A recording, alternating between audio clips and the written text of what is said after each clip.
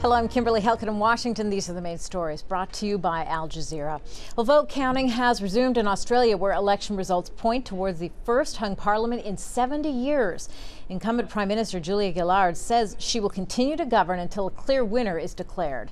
Meanwhile, opposition leader Tony Abbott says the ruling Labour Party has lost its mandate with the people. Al Jazeera's Dan Nolan is in Melbourne.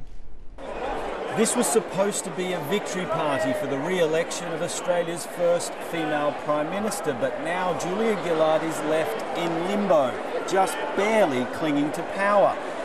She needs to now form a minority government by convincing 3 independent members to join her Labor Party to allow her to keep that job as Prime Minister. If she can't do that, she joins a sorry list of Australia's shortest serving Prime Ministers.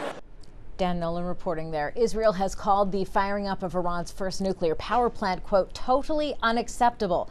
The Bashir facility will start generating electricity within months. Russia is supplying the nuclear fuel and will also deal with the waste. The reactor isn't subject to UN sanctions.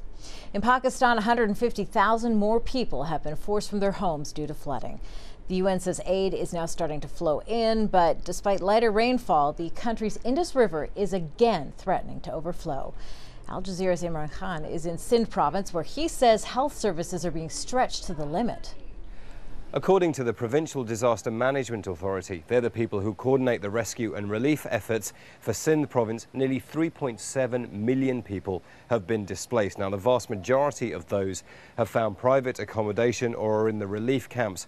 However, many more, hundreds of thousands according to some figures, are still trapped, some in submerged and cut-off villages, others on tiny pockets of islands all over Sindh province's flood waters. Imran Khan there.